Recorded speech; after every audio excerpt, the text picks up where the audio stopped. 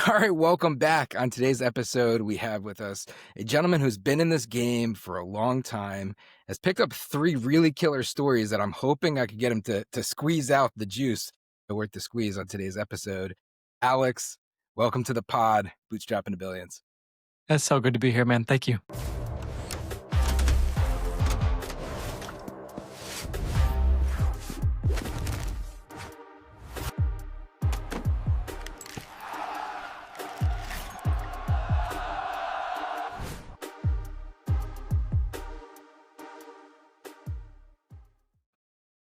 So, Alex, getting into the show, getting into the episode, I definitely want to tee it up, get the audience to hopefully listen, because this is going to be a good one. You've got 3 killer stories from live lessons learned, right? Which are the hardest and most valuable lessons that anybody could ever take. It's experience-based. Took you years. Right? You started with RevZen, got it to an exit, right? You went through this process with Aware and you learned some lessons. And then today you're building a HoldCo around SaaS, which is definitely close to home here as well. I'm hoping that we could get into kind of the meat, gritty, and grind of the story behind it, the bootstrapper's journey. Definitely. Yeah, let's do it. I mean, like you said, Charlie Munger actually said that learning from your own mistakes is great, but it's way better to learn from the mistakes of others. So I'm someone who learns from the mistakes of others, and I'd like to be that person for everyone else. Yeah, we'll make this a pay it forward episode for sure, without Let's a do it. doubt, and create a ton of value. And in getting prepared for this, I did a little bit of show note research, and I don't know if you remember Narwhal, but he was like an interviewer of musicians like back in the day, and he would pop up and like be like, hey, and know these facts about somebody or like some little connectivity and like surprise them on the spot. I'm trying to pull a Narwhal. So we actually have, in our journeys, crossed paths before. And I don't know if you remember. Do you remember? Okay, so I'm about to pull this. Narwhal me. So the first one, you were at Indinero, right? So you were, what was it? It was VP of growth, head of growth. Something like that, yeah. Right? And I was running an accelerator at the time. And we reached out to Indinero and we ended up, we connected. And then you ended up connecting me with Rocky. And we did a partnership with Indinero that was, for us, super successful. It was super cool. It was a rewarding experience to be able to work through. And actually, on the onset of it or the offset of it, we ended up doing our own kind of like bookkeeping firm, which was probably inspired by a lot of what we did together. That's the first point of connectivity. Stayed in contact with Rocky. And when you did RevZen, like sign of a good leader, see who you take with you in a sense. Yeah. When you did RevZen, I reached out to Rocky and I saw what he was doing at COO and I saw what you guys were doing. I was like, this is awesome. I'm trying to do a pod. And this was like 4 or 5 years ago. And I was like, Rocky, would you come onto the pod? It was called It's the Capital Call at the time. And I recorded like 60 episodes and I never put any of them out. So I put in that groundwork. We released it like privately to a little community that we were doing, but he was on, he was super cool. We had an awesome episode. But yeah, I had Rocky on the That's pod, great. which he That's was so like, funny. what, the COO of RevZen, right? Yeah, now he's the CEO. Perfect segue into maybe the first story that I could pull out of you. Of First, remind me what the incubator was. So we were doing an economic development organization at the time. It was called Help Grow CT. It ended up becoming Help Grow USA. And we partnered with you guys to be able to provide bookkeeping financial services specific to SMBs Sweet. across the states. And yeah, that Wow. was like an entry-level partnership Okay. that we kicked things off with. And then, yeah, kept the relationship going Great. Dude, with I love this. RevZen. And Yeah, that's yeah. a business that you exited. Right. Bootstrapped. Was it Mm-hmm. bootstrapped? Yep. That you Yeah. bootstrapped and exited, which is like so on point for this pod, so on point for the audience. Can we kind of kick it off with, the story? Like if you take us from Indinero to RevZen and bootstrapping that bad boy. Yeah. In short, I left Indinero because I was gonna go work with somebody else. Then a friend of mine, I quit Indinero, consulted with him for a bit. He pulled the plug on working together. I think he just got anxious about paying anybody a fixed salary but himself. Yeah, it's tough. Spectacularly abandoned the arrangement and then threatened to sue me. So I basically started RevZen with a giant target on my back. and then basically needed to grow it because big target. So it provided the fuel for that fire of selling and bootstrapping that a lot of people don't have. And so I'm thankful that I had that like tuition paid to the market to teach me how to do things with back against the wall that I had to. So I'm grateful for that. We grew the business to about $1 million a year run rate in, I think it was 16 months.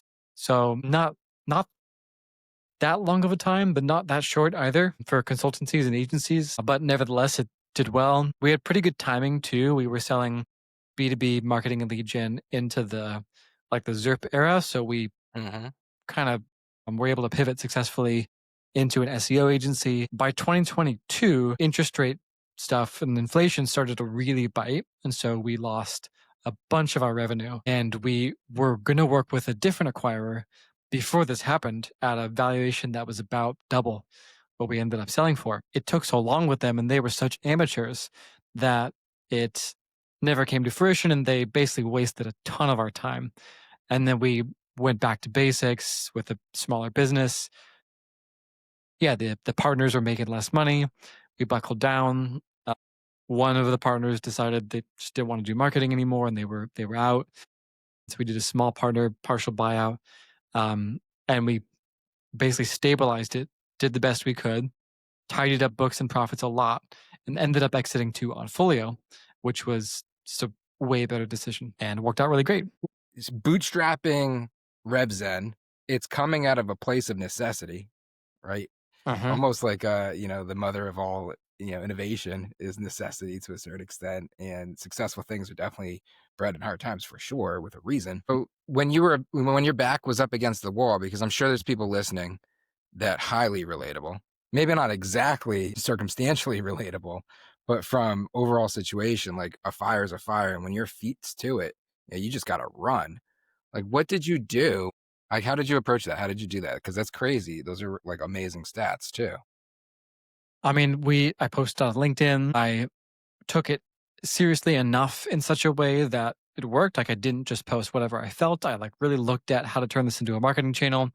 I was asking people for referrals. We were doing, initially the equivalent of anything for anyone if it would just get us a logo, but that led to referrals. So doing good work for as many people as possible led to referrals. And that's not really a clean way to start a company because you can set the wrong impression about what it is you do when you do anything for anyone. Obviously, like B2B marketing oriented, right? Not just anything. Which was your experience, that was your expertise, that was your skill set. Is that what got you into it? So you kind of carried it Sales over? management. Yeah, exactly. It wasn't marketing. It was sales management. And then through the process of growing revenues, and I became a marketer because I was marketing my business. So I had to, and like, I don't know, in the way that like a functional medicine doctor is different than a GP, I'm the functional marketer. Like I know how to make the money come in because I had to. And I'm different from like a corporate marketer who doesn't necessarily see the money come in based on what they do. And that's the kind of marketing we did for our clients, or still do, I should say, is the make the money come in kind of marketing. So make the money come in is an amazing overall tagline, especially for a bootstrapper. Yeah, right. With going concerns. So you already kind of touched on like, the right type of messaging that matters. But like, what would be the kind of the 1, 2, 3 playbook if you're to, pull back curtain, if there's something that you could actually teach, train, equip quickly too? Of how we grew the business with marketing specifically. Yeah. What's make the money come in marketing? It's basically the most effective bits of every channel. So in terms of like referrals, the most effective thing you can do is to have as many people as possible have had a good experience with you in the last several months. And if you just think about like 200 people having even a small good experience with you in the last several months, and 2% of that sum total make referrals, you now have a referral engine. If you do the smallest bit of SEO that is the easiest to get because it's the most relevant to what you offer, and you don't try to broaden too much beyond that, you've done the most specific, the cheapest, the most effective SEO. Same thing with LinkedIn. If you post in such a way that it helps you referrals, if it helps you stay top of mind with your referrals and essentially makes you more likable and trustable for whatever it is that you do. And then you at some point post case studies and sort of sales posts too, like just hit them with what you do and how it's going to help, right? And don't beat around the bush. Then for us, those were the main three things that we did and still do. And I recommend Which those makes to sense, right? So it's like people. you have customers, you won those customers, they were hard fought and won. Mhm. Next job to be done is service them and create delightful experiences and happy paying customers. And because you focus there, convert those into referral sources, support Kind that of. referral source to a certain extent with quality content. Now, when it comes to the content creation side, do you feel like what kind of shakes the trees more? Do you think that it's more of a direct marketing based approach, presenting what it is that you do and the problems in which you can solve, the pains in which you're creating the solution for, or do you think it is more general top of mind content? What do you think in the end creates more value for the business in the Well, form of that's a make good, money marketing? yeah. And it's definitely the former, right? But like journal top of mind stuff isn't going to do much, but it's going to get attention. Whereas if you don't have any existing people who are paying attention to you, talking about what you offer is going to go nowhere because there's no built up habit in anyone's mind to pay attention to you. So the thing I actually recommend to people would be to help people get to know your story. You're going to have to kind of package your story in a way that people want to hear it. So I did that. I told my story in such a way that people would want to hear it. And then when I talk about and wove in, I should say, not really like switch gears, sell. It's more like weaving in what we do to the story of who I am and what we're here to build. Then it makes it really easy to sell because you're just sort of like doing the same. You're almost like business vlogging and then weaving in what you sell from that. And then sometimes, yeah, you do like a very direct, here's what we offer, buy type of thing. So it's the art of storytelling, and that's on like a social level, and you're crafting it and you're building an audience, and hopefully that audience turns into raving fans, and the raving fans turn into delighted customers. What about from a general content marketing perspective? Are you tying in the same strategy and tactic to that? Or are you looking like, do you separate? So if you're to create general form content, blog posts, let's say, um, and you're running a newsletter, are you tying in all of your content to the same type of story arc that you're doing on social? Or are you No, separating it and approaching it differently? And what's the why behind it? my hunch was always it doesn't matter because people would always say, well, don't you need to write on LinkedIn about the same stuff you're talking about in your blog? And Hmm. it just never occurred to me why that would need to be the case because that assumes your people are reading your blog, taking notes on what you've said in your blog, reading your LinkedIn posts, taking notes, and then they're doing some sort of mental math to make sure it adds up or connects. And no one's doing that work. So we pay attention to our own marketing way more than anyone pays attention to our marketing. Hmm. So I would just say usually that stuff doesn't matter. Those types of like, it needs to connect. Maybe if you're a giant company and you have analysts doing that work on you, then there's some value in that. But if you're not giant yet, no one's looking at you. Just put stuff out, and Yeah. So the bootstrappers listening. So it's like, and honestly, this is a conversation and this is a question that a lot of folks have in mind. And we all know like the perfectionists, and it's paralysis by analysis. And first time, even second time or third time entrepreneurs, it's like we are so concerned with what other people think and if we're doing the right things and saying the right things and we're approaching it the right way. And like a lot of people get caught up, like, what does my blog need to do? Like, what content do I need to put on my blog? Is my blog for keyword research and SEO optimization? Do I have to be able to communicate the same things on my social? Like, am I creating this story arc that I need to stay consistent throughout? And you're pretty much saying like, well, you should probably have a good strategy in place and stick with it on the right channels, but everything starts somewhere, and sometimes you just gotta get started yeah. and start doing the blocking and tackling. Like when you're take it back to like that first month in, and you're on a ramp for a significant 18-month sprint, feet against the fire. Like, what were you doing every single day? Like, what were you doing every single day to just make it happen? Yeah. Just chatting people up, going to events, shaking hands, seeing who knew anyone, doing a lot of like free stuff. So I wanted as many people as possible, however they wanted to receive some sort of like Value. little knowledge packet, a little like a value packet from me. If you can get a goodie bag of knowledge from my post in the DMs tailored to you in person at some sort of event, like anywhere, or from, somebody sending my post to you in a group Slack channel, like however I can get a value packet dropped in their lap times as many as possible. You're going to need a lot of packets, right? To get the percent conversion rate is pretty low. Law of So large numbers. hundreds of packets, but you can do that through posting and reaching people. You can do that through participating in forums. Well, like one thing I would do is participate in a forum that had mostly lurkers, but some participants. And I was one of the top, 5 or so participants in the forum. And so 12,000 people were seeing it's an exaggeration, but like up to Yeah, a that large amount were number. seeing my Yeah. contributions. Yeah. So like some of those would talk. Some of those would at least be able to say, I've heard of that guy. He seems smart, It's kind of like Can he being get on tons stage of at an people? event. Yeah, exactly right. That's how I liken LinkedIn too. Now, I heard you say earlier, kind of like that when I was talking about the referral stuff, and I'm starting to piece it Mhm. together. So earlier I was like, oh, you're delighting your customers and you're converting them into the referral source, but really you're almost thinking about it as like everyone who experiences me in the last 90 days, I'm going to deliver them so much value. I'm going to create these value bundles. I'm going to drop it in their lap. Yeah. Yeah, I said kind of because 2/3 of our referrals came from somebody other than customers. So like partners, people who just were connected and wanted to experience the benefits of being a connector. Hmm. A lot of like identifying connectors. I don't mean like putting a label on them, being like, hello, you're a connector, refer me business. More just like you understanding internally who it is that's also in the marketplace actively. And what I don't want people to take away from this is that they should, when I say like a little packet of value, I don't mean create a lead magnet. I mean like have a good conversation in which someone said, oh, you do SEO? I actually was wondering about something. And instead of saying, I got to charge them for that, just being like, yeah, let's pull up Ahrefs, check it out, and then look at your site for 15 minutes. And then them being like, wow, that was awesome.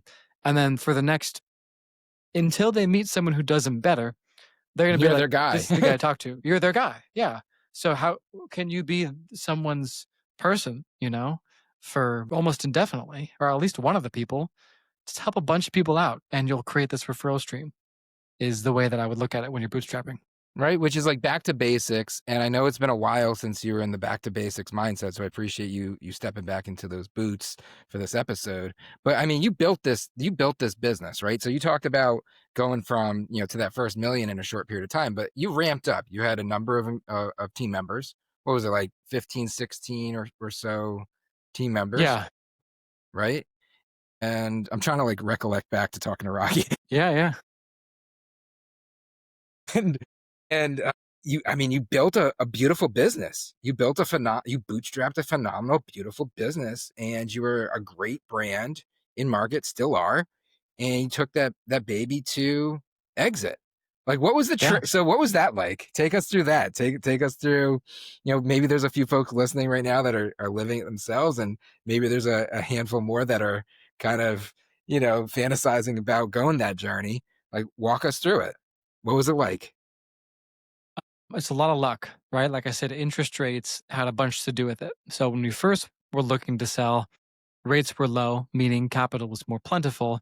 And so it would have been, what we should have done then is cleaned up our stuff right away, run a process, which means, get an agent or broker and solicit offers and don't just respond to the first person who smiles at you, right?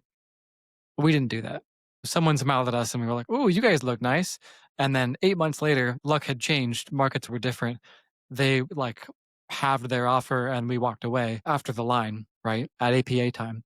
And we were like, okay, things are different now. And so we should have acted on it with discipline and we didn't. Mhm. And I just I had happy years, which is the term in sales for when a customer says, yeah, this sounds great. They're trying to get you off the phone or they don't really intend to make a purchase, but they say this sounds great. And so when we were working with Onfolio, they are super fair, but they were looking at a business that was changed from fewer customers, less profits. And so their offer wasn't as good as the valuation we would have had just a year and a half earlier. Different moment in time. Yeah, different economic climate. I mean, And different availability Onfolio, of friend of capital. the pod, Dom, Yeah, for any of our audience listening. So yeah, so you went through this, and there's a couple of key nuggets here, just to I don't want to like wash over it, because they're meaningful, they matter, they're learned experience, and folks listening should take it away. Right? You received, was it a cold, unsolicited initial offer, or were yeah. you? From Yeah. Onfolio too, actually. They were both cold outreach. Cool. That's cool to know. So yeah, and I mean, we see this a ton, right? We just had Lexi on the pod, and she talked about how like founders are getting a ton of these unsoliciteds, and a lot of them aren't real buyers. And folks are just sending out messages like spraying and praying. It's almost like B2B SaaS, but for like acquisitions. It's crazy. And folks are like trying to plant this flag of, hey, let me buy you. And then they take you through this process. Many folks aren't thinking about exiting. Many folks did not proactively get ready. Many folks, it's the first time. So then you're being influenced, and you're almost being taken down this road, this journey, in a way that's not net beneficial to you as the seller. And that's what you're saying that you lived. That's exactly right. Yeah, it was a lot of people who individually had done plenty of M&A, but this was one of their first deals as a team, and it really, really showed. Like they were trying to package up the process of all their expertise, but it was super disjointed. No one really knew what they were doing. Calls upon calls, delays upon delays.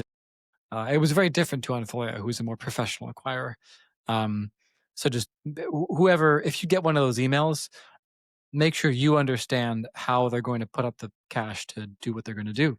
And if they're not, then you should know that pretty soon, because anyone can acquire anything with the right seller financing, right?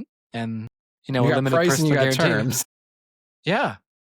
If Google will seller finance me Google, I can buy Google, Right. So We're do you paid want to over sell a to that million years. person? Yeah. I'll give you $1 million Yeah, over a million years. Sure. sure. Absolutely. Yeah.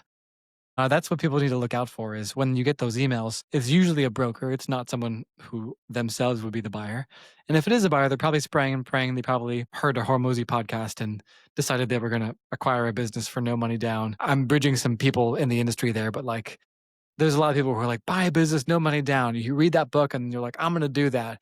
And then they send an email to you and you get their email on their hope and a dream, but like they don't have any money to put up. Yeah, no, and it's bad, and it's gotten bad since ZERP. Like you mentioned ZERP earlier. Like I think like that moment in time became this trigger point. Like we've been in and around this industry for almost 2 decades now, which is crazy to say. My first exit was at 17. Built a personalized baby album company and ended up That's selling that. awesome. Yeah, at one point I was embarrassed about it, but now I'm proud. That's great. Yeah, no, it's been a while. It's been a trip, and we've seen it, we've seen it mature and evolve. Another thing that we're seeing a trend with is the HoldCo stuff, which I'm hoping we get to talk about today. I'm seeing that kind of being Yeah. like the new, what like acquisitions were by a business in like 2020. Like Zerbear is like almost like, start HoldCo now. But yeah, it's a weird industry, and I'm starting to see a lot of folks that are almost like what lead generation agencies used to be My God. for like acquisition generation agencies. And it's not people that are real buyers, and they're spraying and praying, and they're trying to drum up interest. And just like you would sell a lead to like a roofer or something, they're selling leads to buyers, and it's a really weird market right now. So yeah, seller beware in this situation for sure. Very. And you're speaking to it first person, learned experience, lived experience, as to why. But what about like building the business, right? So you went through starting it to then exiting it, and then there's this beautiful moment in time in the middle where everything was super hard. And you had to figure it out. Like, what did you find if you could go back hindsight 2020, which you're doing now because you are building the HoldCo, which I really hoping that we get into today. You've also, in the gap in the middle, built other businesses, specifically one that I would, you were able to scale and then had lessons learned that I was hoping that we could talk about as well. But like hindsight, seasoned entrepreneur, seasoned bootstrapper, going and exiting. What is the 2020? Like, man, next time I go, I'm going to do it different. What is the next time I'm going to do different? Fortunately, we're in that right now. So with our newest business, Vuexport, which is with the shutdown of our last business, Aware, Vuexport is one of the only ones in the holding company. So our HoldCo is pretty much one thing right now. It was two, and that was the idea. It was like Aware would be the first larger one, cash cow and/or exit, which it was the former for a while until we had to shut it down. But that was the idea. So I am back to basics. I am applying the hindsight of what I wish I knew then. Some of those lessons are, if you hear the advice to like run it all through the business for tax reasons, well, that also makes you very difficult to acquire because you're explaining a lot of add backs to a lot of people. Mm-hmm. So avoid that. Glory is not about how much you hire. Your job creation is really good. At the same time, people can get lost in the my team is this big mentality, which I was, which creates people who don't have enough to do and too many people on payroll and not a resilient business. So definitely hire, but do it when you have a business function that needs to be done and you're growing. Within the Not unit because economics of the business. exactly. That's right. Yeah. So that's kind of what we're doing now. And we had an engineer. We could not keep him just because with Vuexport. So I'm trying to take those lessons now. Like I mentioned earlier, the minimum viable LinkedIn, I'm pretty much doing that. A minimum viable SEO, we're already starting on that. We get all of our business for Vuexport from SEO at the moment. Okay. With Aware, we definitely got some, but much more was from referrals in my LinkedIn profile. So I'm just leading into the things that work best in all those cases, because some of those things are going to work better than others depending on who you sell to. Right now, we sell to IT and legal. LinkedIn just isn't as helpful for that market, whereas Aware sold to entrepreneurs, consultants, LinkedIn creators. Those people are all over LinkedIn. They're doing a little bit less searching for solutions. They're searching for some, but many more of them are just paying attention to LinkedIn. So I'm applying those. And then keeping prices high as soon as you can is another lesson that I'm applying now. So we started with a really, really low price point. We've been taking it up like once a week, basically, Yeah. until we run into walls. Yeah. Whereas with RevZen, it took me way too long to raise prices. With Aware, we were better, but we still were like under where we should have been. We should have disregarded a lot of the price complaints from people who were just complaining and then raised prices earlier. But now we are, which is funny because our Vuexport product that we have now is still an eighth of the price of a larger competitor, but it doesn't do as much yet. So I think we're justified now in having it low. Despite that, I'm of the mindset that we should increase it as soon as we can. So a So lot those are of some of the things, a things that lot we of do. nuggets to potentially extract. The ball is in my court to hopefully push through and make sure I pick up all the balls and don't drop them. So the first, so Wildfront is the HoldCo. It's focused on SaaS. Is it strictly SaaS, or are you doing service as well? We're not providing services, but we do invest in services companies. So, like, there are a handful of agencies that we own a small part of, and I definitely want to do more of that. So, we're actually interested in having a stake in a bookkeeping or accounting services company, ideally. Cool. Yeah. I Yeah. would Killer love for to the have portfolio. a small share in a tax firm. I've sent a ton of referrals to our CPA, and my wonderful, talented brother-in-law works there. So I'm just hoping that we can convert all these referrals to goodwill enough that we'll be able to, invest at a good valuation and get a share of a tax firm. So yeah, we don't want to provide services or be the full owner of services companies, but we do want to have The strategic synergy that comes from it. just a small, essential, like a sub 20%, usually sub 10% share in a wider variety of services companies that cash flow. Dig it. And I wanted to start there because the first thing that you touched on was, in a sense, taking it from a HoldCo perspective of running through from like an SDE perspective, the financials of how you're operating the business. So it's almost like Yeah. operate with a HoldCo mentality to a certain extent, operate from a financial perspective that you're going to exit potentially and do it from day one the right way. That was the first thing I picked up as 2020 that you would do differently. The second was to grow within the unit economics. Don't hire to just hire. Hire to be profitable or create value that economically benefits the business and justify it by knowing your numbers, so know your numbers, which comes back to almost like operate with that HoldCo mentality.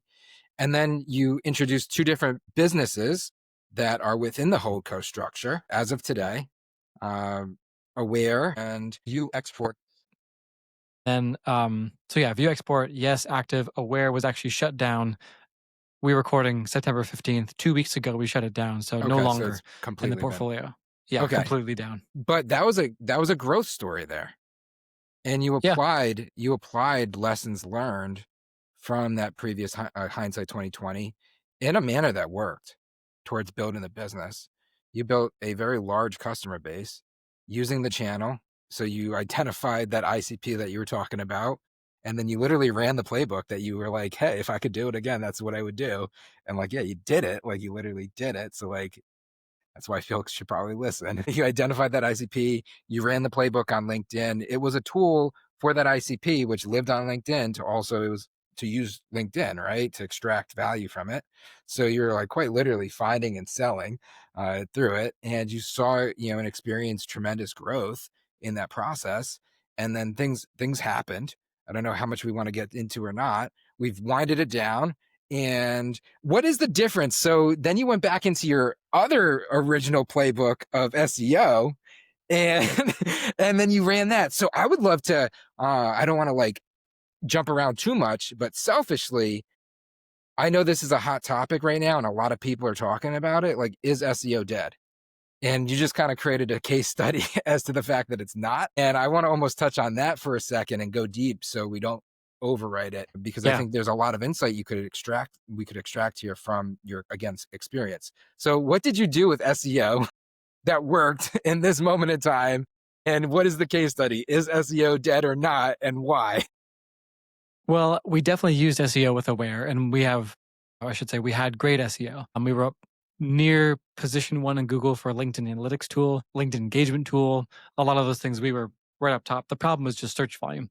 It wasn't as much. So we got there, and then we were like, okay, there's only so much we can do here. RevenueZen still gets a lot of business from SEO. I'm including AI in that too, because there's so many acronyms for what it should be called now, but the broad term would just be optimizing for search.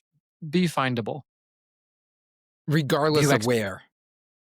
Regardless be of where. findable. So it could be on ChatGPT or Google at this point in your mind. Yeah. On LinkedIn, just how easily can you be found by the people who are looking for what you are offering? There is like the more direct path when they're actually typing in a keyword and searching, or typing in a question to ChatGPT. That's still a pathway to being found when they're proactively looking. The pathway to being found on social media is people who are not proactively looking, but they're scrolling and they're open to being suggested things. So they're not, it's more like a reactive type of thing, but you're still optimizing for being found. So the thing that wouldn't really fall into that category is like cold outreach, which works really well.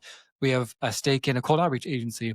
It's an extremely strong returning investment. But the thing that is actually tying the HoldCo investments together and things that we want to do more of is things that are easy to grow with search. So that to me is a main pillar.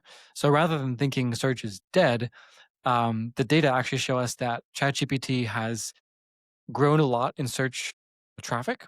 But since the launch of ChatGPT, there's actually more Google search traffic than before. So there's just net way more searching going on. And it hasn't really taken from Google it's not like there's 100 searches to go around and now 10 of them are going to ChatGPT and 90 to Google. It's more like 120 to Google and 12 additional to ChatGPT. There's just more searching happening. New searches. Yeah, there's people are searching more. I think because they now know that they can get better answers. I mean, wouldn't you, if your search engine had, which it does, better capabilities to answer questions and guide you through to stuff and you could chat back with it? I mean, it sums up Google for you. That's super useful. Wouldn't you use Google more? That seems to be what's happening. So we just want to be findable when people are looking for it. That's the easiest ongoing way of defending a moat and getting business without having to knock on doors all the time to get it. Couple of things there. So first thing is change your perspective, change your approach. Perspective change it's not search engine optimization, it's search optimization / awareness optimization, and you could be found anywhere. So optimize accordingly, which I'd love to maybe, side note if we have time to go into how, because I think that's also a teach, train, equipped opportunity for audience without a doubt. But the second, you also mentioned Outbound working well. And I also think that that's a teach, train, equip opportunity for audience. Yeah. Because these are two real playbooks that you're using in real life time that are working, and there's countless folks that are trying to understand what is, and they may be going to the wrong sources as opposed to somebody who's actually doing it in real life and getting results and outcomes from it. So on the code outbound side, what are you seeing working? Like, what is that playbook there that's actually working? Is it spray and pray? Because I think that's what most folks do. Like, what are you doing different? Well, so I mean, to be clear, we're not doing outbound. We are a partner, small partner in an agency that does outbound as a service. So I'm not seeing much Do you want to directly. call them out? Shout them out on Yeah, the I mean, pod? if you want to listen to someone who knows what they're doing on outbound, Kellan Casebeer, who owns the Deal Lab, is just creaming with outbound. So I would go follow them. There's other people too who are doing really well, but yeah, to give you a summary of how I think he might answer this question, Yeah. very abridged, not a sophisticated summary. It's less about hitting the same person 17 times in a row like you used to, and it's more about hitting everyone in the market once every 3 to 4 months with one email. Just to like the idea is not to say if I hit them enough times they'll respond. It's more like just sort of wafting an offer every now and then and waiting for it to be the right time and not being Inbox an asshole. awareness. Yeah, inbox awareness. Basically, you're kind of You're doing the same optimizing thing. for inbox awareness. Yeah. Yeah, So outbound exactly. is awareness optimization then, to a certain extent, It if you is. do it the right way. And that's the Yeah. thing, not to talk over you, but not to be an asshole. Like literally, not to be an asshole. It's like, yeah, do the emailing, do your outbound emailing where you're not just hammering away, but create value through it. Now, you said not lead magnets earlier. I don't know if you were saying not lead magnet because you hate lead magnets, or not lead magnets just because you didn't want to send the wrong message of that's what I see a bundle of value being. What's your, so when we create value through outbound, what's your feeling of a formula? It's actually the latter that you said. It's to try to not have it be a formula. So when we try to like sit back and think about how am I going to deliver value? What kind of lead magnet am I going to create? We just get tunnel vision about what value really is and how people build relationships with service providers. And if you're bootstrapping a service, then you want as many people as possible to have a good interaction with you and your knowledge. That generally doesn't happen when they get something templated because that's a template. Now, I've posted lead magnets on LinkedIn. These are usually like very long but useful pieces of writing that teach people how to do something at a deep level, either LinkedIn or SEO. I've done like one per year for a long time, but they're very rare. They take a lot of effort. They're super valuable. If you're going to do one of these, like take it really seriously and like write what you could publish as a book and publish that for free on LinkedIn. And you are allowed then to charge a comment in an email instead of a fee for it. If you couldn't rightfully charge money for it, then you should not post that as a lead magnet. But what I mean by adding value is not sending a template. Here are some examples. You see somebody post a question about their SEO. You don't sell your services, but you do post walking them through how they could fix it. And then you just say, have a nice day. Eventually, people see that and they think, that's a cool dude who shares his knowledge and expertise freely. You might get a call in the future based on that. Speaking at an event on a topic that you are well versed with, and then not like sending your business card and a follow up email to literally everyone who showed up. Just speaking and then again, have a nice day. But, making it clear who you are and what you do. So, like, kind of a proactive inbound approach. Another example would be you get a DM with a question. If it's somebody who could eventually buy from you, or you can just spend a few minutes helping, try to do that. And don't try to charge for it all the time, unless it really is like, hey, you're asking for, consulting work. Like, here's the high level, but to implement this or to go deeper, like, you know, we have packages. It could be posting something for free, ungated, or even just posting twice a week consistently on that topic, not in a specific format, just like sharing your knowledge. Gaetano Dinardi does a great job of this. He just posts about SEO a lot, once a week for many, many years. But like Mhm. at this point, he doesn't need to do a lead magnet because he's been posting once a week about SEO for years. So why would he need to post your keyword research checklist template? Not that there's anything bad with that template, but like he didn't need to. He just shared knowledge for years. So that's how to think about it, is anti-formula. Anti-formula, like organic, chaotic, just like high entropy, sharing of your expertise with people in the market. That's how to do this. Which can be scary, Again, right? So it's yeah, it like is if scary. you're listening at home, so we definitely promote the concept of be selfish to be selfless to be selfishest. It's like selfish, you got to do for yourself before you can do for others. Selfless, like, well, start creating value and helping others. And then selfishness, like together, rising tides raise all boats to a certain extent. A lot of people just getting started, a lot of bootstrappers out there, they're kind of like, I need money coming in. And what you said almost, I'm sure a lot of them are sitting there feeling like that feels uncomfortable, right? It kind of feels uncomfortable to create content and then not ask for a sale or be on stage and not hand out my business, because it's like, it kind of takes a high level of confidence and discipline to know that that's the right thing to do. Yeah. Right? It How do takes, how do you get somebody, coach somebody through that? So I'm sure there's people listening right now that are not doing good marketing and they're doing themselves a disservice because they haven't come to that aha moment of the why, like connecting it.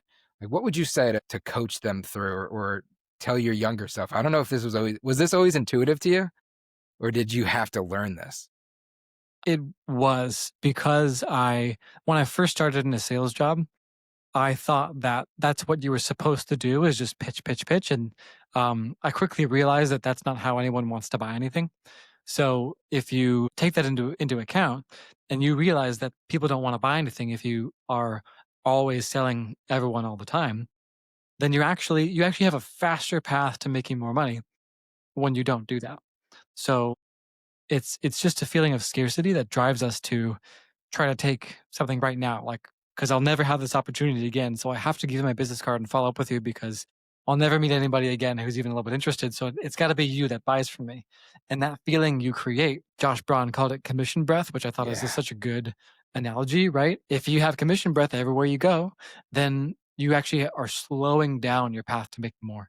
So instead of tripling your time investment on an event or webinar or post or whatever, following up with everyone with a hard sell, go back to the time to just put yourself out there and take that remaining time and do more of that value creation rather than more follow up. Do a little bit of follow up, right? Like one valuable thing to do is to send a blank connection request to people who are in your ICP that engage with your post, and maybe send a friendly note if you have something to say, but not the same templated AI generated robo note that goes out to everyone who engaged with your post, um, because you're just like, pump up those numbers, right? Take the amount of volume you're doing in your marketing and your sales, multiply it by your quality. If your quality is negative, you're actually torching leads instead of creating opportunities. Mhm. So you can't actually scale negative marketing by going too fast and trying to do too much. Wrong kind of net negative. Yeah. Right. Yeah. Literally, like we're all looking for net negative CAC. Like, how do but this is like net negative customer. You're just not going to Yeah. get any. So, okay, so take it back to what you said earlier too. It's like first 90 days, just create value for folks, like bundles of value, and it's almost like back to basics from day one, and then just stick with it. Is kind of how it feels. So you went through. Can you teach me quickly? Because I'd have to assume that in the Aware saga, you learned a lot about LinkedIn. You have like 10 times as many followers as I have on LinkedIn. So subject matter expertise, I'm looking to learn. What works? Like, what is actually a great way to build and grow on LinkedIn? What should somebody know about the algorithm? And before I even prop this up for you as a question, I also have this secondary doubt.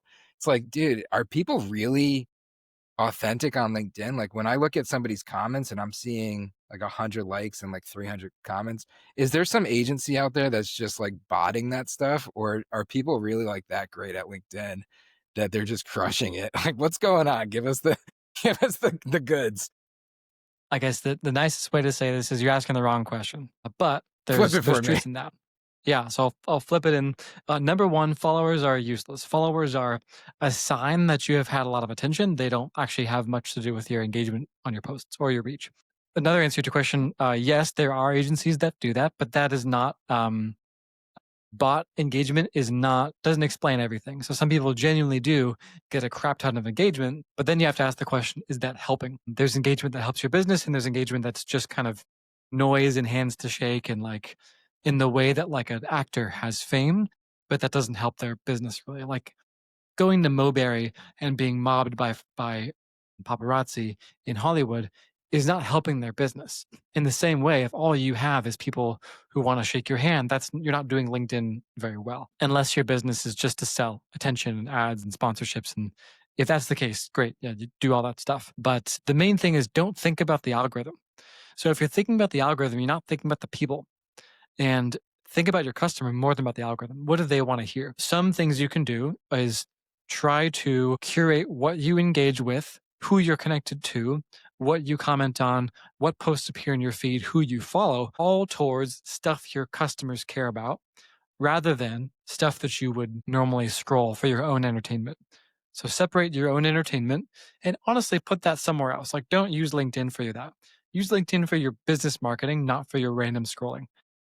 So that's the main thing. And if you do that, the algorithm will find its way to you, because all it's doing is trying to programmatically identify who is doing that well. Now, the algorithm bastardizes this because it just looks for attention signals, and you can hijack attention signals in ways that don't correlate to business outcomes. So if you're a service provider, do what I talked about earlier. Help people fall in love with your story and weave what you offer into that story, and don't think about the algorithm. Now, can you make your posts easier to read and digest? Yeah, that's helpful. But that all comes back to an understanding of what your clients or customers are going to want, not about what the algorithm says or is doing. Here's an example of something you shouldn't do because the algorithm thinks it's a good idea. There was a period where short form video was all the rage, and you could post short form video and get millions of impressions on a single video. Now, if you had dropped everything else that was working for you just to go all in on short form video, only for it to be changed a few months later, where it's now very normal impressions and reach on short form video, then you would have had a giant distraction. It's the same thing with people who try to do SEO, and instead of thinking about how do I be found by my customers when they're looking for what we do, you think, what was the latest Google algorithm update and how do I tweak my site to make it better to fit that? On the one hand, the way I advocate doing it is listen to your customers. On the other hand, there's game the system, try to match every tweak with a hack of your own. That's not going to get you anywhere fast. That's like the kind of Hormozy acolyte bootstrapper, kind of low income, high activity person versus the more mission driven, abundance driven founder who feels better to buy from than the one who's like hacked their way into getting your attention for a little bit. So I would disregard the algorithm if possible, unless you make your money by selling things that have to do with the LinkedIn algorithm. So if your whole thing is follow me to learn more about the LinkedIn algorithm and you sell products based on that, there's your exception. Talk about the LinkedIn algorithm. But the rule is if you sell financial services, accounting, bookkeeping, SEO, forensic, e-discovery consulting, all the other professions out there, you want to not try to fool the algorithm. And you want to just speak to your customers in the way they want to be spoken to and about the things they want to hear about. No, and I dig it. And I feel like you answered it almost as good as I was hoping that you would. I was trying to set you up to a certain extent because I was hoping that you'd say, no, Chris, you know what? There's a lot of people out there. They're just hiring this agency. Those aren't real, because there's a lot of people that like want to do this stuff and they kind of feel bad. Like they kind of start and they're like, okay, well, this person's getting X hundred, or tens of comments or whatever it is. And I'm not. And the engagement's just not there for it. But it's really like, if you just stick with it, trust the process, commit to the journey, create value, know your customer, create value for them. Like realistically, that value is going to carry itself through, because I don't have a large audience on LinkedIn. I've been creating content on LinkedIn. I've been trying to for years consistently. So I either suck at it or whatever it is. But the asterisk is I find a lot of valuable relationships coming from LinkedIn.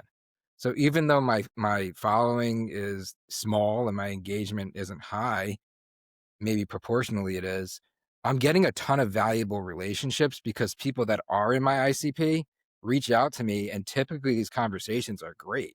Like a lot of people reference Lemon Guy. A lot of people reference, concepts of profitability.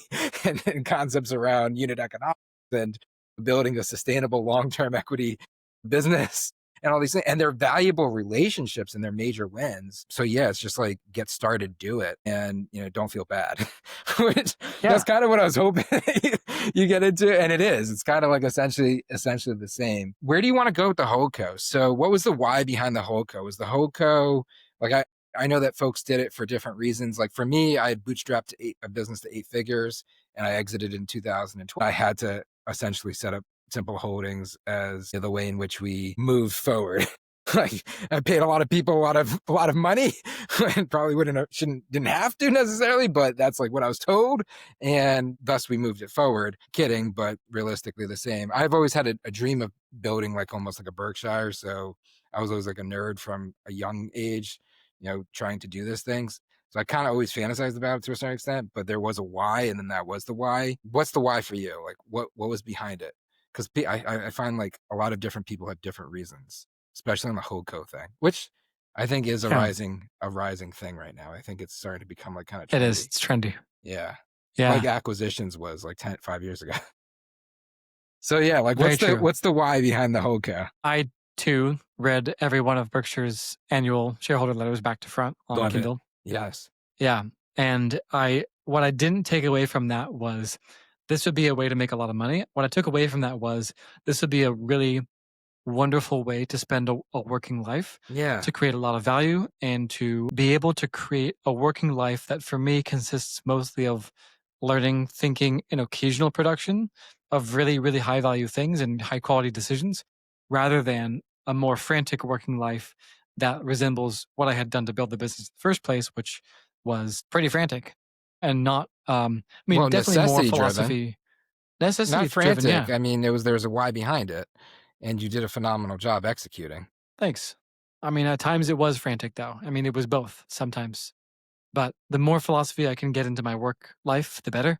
And I think building a holding company of different businesses that all kind of, some work together, some are just totally separate, but then their profits work together. Even being able to choose where to reinvest and when and why is a choice you don't have when you only run one business. So if I can learn philosophy, economics, leadership through the vessel of building a SaaS and financial holding company, then I will have lived a good working life on that front.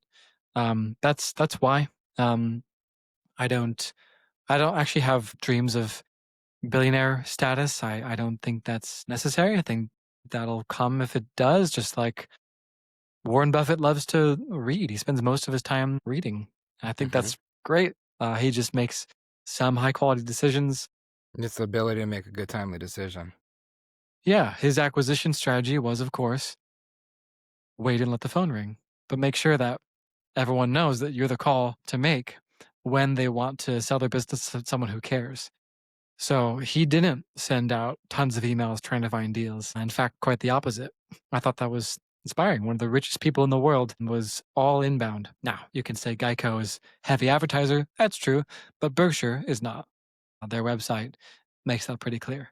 So I thought that was a lot of inspiration from someone who has lived a great working life and is already giving a great deal of it back to society. That's why. Not because. So this is your chosen vehicle in terms of a pursuit of purpose. One of them, yeah.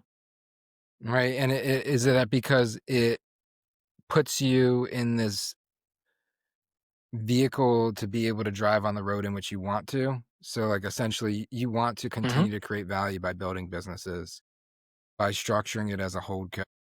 It puts you force function in that vehicle to do so, make good timely decisions within parameters. Are you operating this with like an operating thesis, or how structured are you getting? Like, are you looking at it as like a capital allocator? Like I am a capital allocator allocating through, and I have to meet these check boxes within this, or are you kind of doing it? How are you doing it? Like, are you, what's your mental model? The main one now, which is ironic given that the first one in the portfolio was aware, is avoid ruinous risk and create more predictability where possible by tapping into how humans behave rather than what we want. And so, like I mentioned earlier, search is one of the main components of marketing because we just like that. We think it's great when you're just sort of standing in the way of traffic, waving a sign that offers a solution. That feels really good in terms of marketing to me. But avoiding ruinous risk can also be not buying a business that it really seems like YouTube is about to do themselves with a feature update in 6 months, or something that has gray area in Google advertising guidelines. Like we looked at one that was sold, it was like offered at a 1x earnings multiple. So why is this so attractive? And we got into it and Probably a we reason. were like, Yeah. okay, there absolutely was a reason. What they were doing to make money on a Google Ads partner was definitely gray area, could have been shut down, and like that business shouldn't have been had for anything but a pure seller finance with set off component. Like there wasn't anything, there was no asset there. So avoiding ruinous risk assets, which by virtue of Aware needing to shut down for a ruinous risk, I think I'm not gonna say learned that lesson, but I've definitely begun learning that lesson. And it is It's all a ironic that process. after shutting down Aware for terms of service issues, we now are selling compliance software. So I think that actually speaks volumes about how we started Aware, which is to say, not from a place of total abundance, where we are now, which is much more abundance and passion for the craft and philosophy behind what we're doing, and where we want to go from here. If we had a portfolio of only compliance software, I don't intend that doesn't have to be the way it goes, but that would be great. We don't have we hate checkboxes. We love autonomy. We don't like people telling us what to do. We think that that's an innate human thing, is to not be told what to do all the time. Anthropology would back us up on that. Humans have never liked being told what to do, and we'd rather have something resembling more of an indigenous society where the chief was quite poor because he was expected to give away all of his quote unquote wealth. He had no ability to punish people into obeying him. All he could do was persuade, convince, and Live try in the to win hearts and selfishest minds. state. Yeah. Yeah, exactly. Quite If literally. Yeah. I think that's a better way to go about things. I think Buffett and Munger would agree. Having read a lot of their work, it seems they do, and I'm taking a lot of what I'm saying from what I've read from other very smart people who have built things that I think are great. So I that's how want we're to get looking at it. into something for a second and be a little bit selfish because, like, I had a moment of awareness just now on this pod. Hmm. So, moment in time, right? So, a couple of moments in time of this pod, we talked about moments in time. We talked about your moment in time of necessity, feet to fire, having to do certain things a certain way, right? We talked about folks getting started in moment in times of what they need to do, and instead of creating value and kind of having sales breath and have that feeling behind it, right? Moments in time reflection. While you were talking about SEO, I'm thinking about, man, where am I good? Where am I not? What's my mentality? What's my mental model? Being selfish, thinking and listening, reflecting, right? So, like, we have this thing, part of our portfolio, it's an advisory firm, LTEM, long-term equity management. And we work with mostly family owned $2 to $20 million revenue businesses for long-term sustainability. It's how do you identify and remove risk that will kill the business eventually and get yourself to a state of operational bliss and essentially as long a period of time as possible as a sustainable asset. I'm thinking about what you're saying, and I'm like, oh man, it sounds like a lot of what he's talking about in this lesson and this learning is like getting into that long-term equity management mentality, like building something that's long-term, sustainable, compliance unto itself. What you're picking now falls into that. I'm like, all right, we think the same. We have the same perspective. And then I'm like, man, why do I suck so much about SEO? Because when he's talking about SEO, I'm like, man, SEO is like long-term equity management. It's like you're making these long-term decisions and like you're investing into your brand and customer acquisition and unit economics. I'm like, why do I suck at this? I've never done it. And then I'm like, Hmm. I guess I never did it because I always built a lot of my businesses based off of just like pushing a sales process, like booking meetings, getting meetings, getting folks into roles that could run strong sales processes, qualifying, converting, delivering. And I never really made that investment into it because I was bootstrapping. And I just felt like that's where the money was. And that's what I built my businesses. That's what I built a lot of the back of my businesses on. And I never got good at this other stuff. And now I'm like in this other moment in time. And I'm like, man, perspective. Like that's actually far more aligned with my core philosophy Why is it Good taking time to to start. this podcast to realize that? Yeah, I Yeah, mean, it sounds like you in the early days that worked well for you. It probably still works well for you. It's it my does. It guessing. makes money. It does definitely Yeah, generate, it brings in profitability, but it's like this perspective of like, it never hit for me. When you're investing in SEO and you're creating quality content, it's really like making a long-term investment. And yeah. you're trying to make a capital allocation decision into something that's gonna reap reward over time and hopefully compound over time as well, which is hard to do when you're in a state of I need, right? When it's like desperation and you need. But at some point things change. And at some point you can shift into that mindset of like the HoldCo mindset, long term. We call it investpreneurship. So it's like have the mindset of an investor, the grit and grind of an entrepreneur, kind of take an investment or and that's why with exit one, like I tried to break down the 5 exits of ownership because exiting in general, most people never get there. What you did, very few ever will. It's a process. The other thing is like it's hard to think about why would I invest in SEO that's going to take 5 years when I could put a sales process that could take 5 days and start ringing the register. A lot of folks have a hard time pushing things out into the future and prioritizing it today. Break it down into steps. It's like how you eat a cake. For us, exit one was exit your day job and make your business your job. The first real exit of ownership, Yeah. and forcing folks to kind of force function, take a less risky approach. But it also feels like as much of your philosophy today, which is take a less risky approach to entrepreneurship. For me, yeah.